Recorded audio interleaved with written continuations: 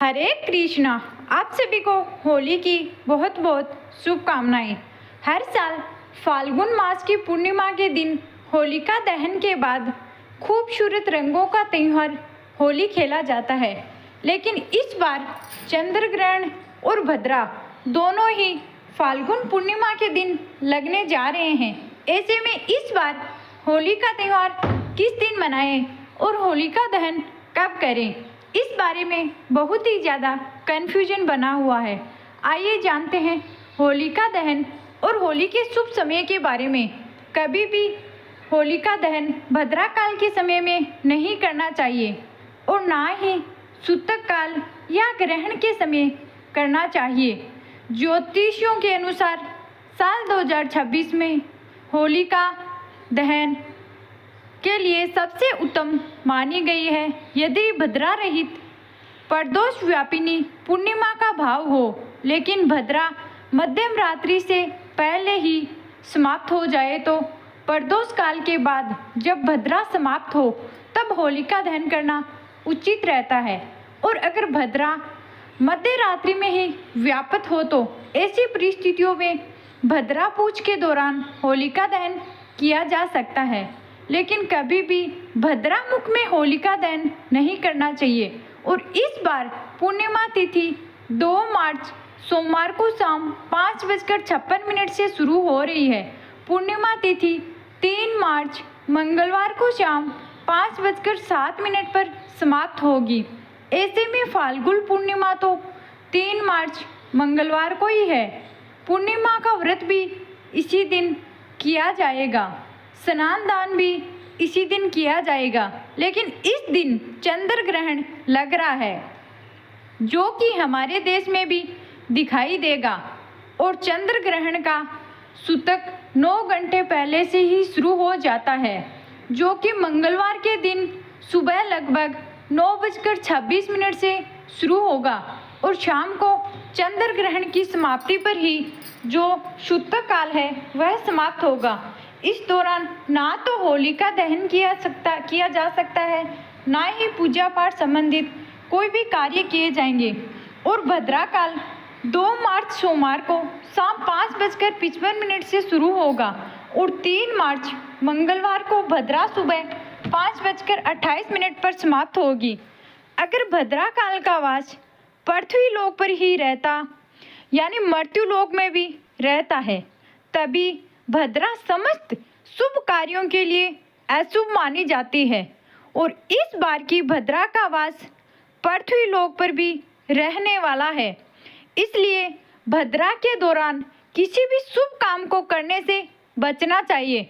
ऐसे में इस बार होलिका दहन के 2 शुभ मुहूर्त बताए जा रहे हैं, जिसमें से होलिका दहन 3 मार्च मंगलवार को सुबह 5:29 से, यानी भद्रा काल की समाप्ति के बाद से, और सुबह 6:40 के बीच में कर सकते हैं। यानी कि मंगलवार को सूर्य उदय से पहले पहले जो थोड़ा सा समय प्राप्त होता है उसमें भी होलिका दहन किया जा सकता है। और इसके बाद, क्योंकि सूतक काल और ग्रहण के बाद ही होलिका दहन किया जाएगा, इसलिए जो दूसरा होलिका दहन का शुभ मुहूर्त प्राप्त हो रहा है वो होगा मंगलवार को शाम 6:46 से रात 8:50 तक, यानी कि सूतक काल और ग्रहण के बाद में होलिका दहन करना ज़्यादा लोगों के अनुसार सही माना जा रहा है। तो आप भी इसी मुहूर्त के दौरान होलिका दहन कर सकते हैं। तो ऐसे में इस बार होलिका दहन तो 3 मार्च मंगलवार को होगा। वही रंगों का त्यौहार होली, जिसे दुल्हन भी कहते हैं, 4 मार्च बुधवार को ही होगा। होली 4 मार्च बुधवार को ही मनाई जाएगी। होली से ठीक 8 दिन पहले होलाष्टक प्रारंभ हो जाते हैं, जो कि फाल्गुन शुक्ल पक्ष की अष्टमी तिथि से प्रारंभ होते हैं। और इस बार फाल्गुन शुक्ल अष्टमी तिथि 24 फरवरी दिन मंगलवार सुबह 7:03 से शुरू हो रही है।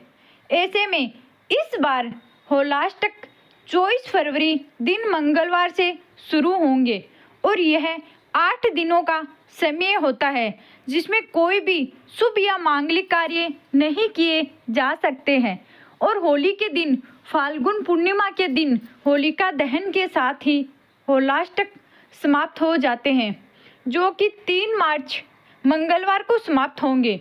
होलिका दहन के दिन ग्रहण होने के कारण कुछ बातों का विशेष ध्यान रखना चाहिए। ग्रहण की वीडियो हमारे चैनल पर अलग अलग से अपलोड है, आप देख सकते हैं। सबसे पहले ग्रहण काल में होली पूजन से जुड़ा हुआ कोई भी कार्य ना करें। घर में भोजन बनाने से लेकर सब्जियां काटने की भूल भी नहीं करनी चाहिए।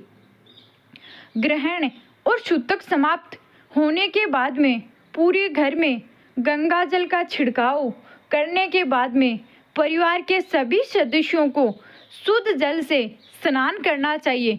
फिर मंदिर की प्रतिमाओं को स्नान करा के उनके वस्त्र बदलकर मंदिर में गंगा जल छिड़ककर पूजा करनी चाहिए और इसके बाद आप होलिका दहन या होलिका पूजन कर सकते हैं।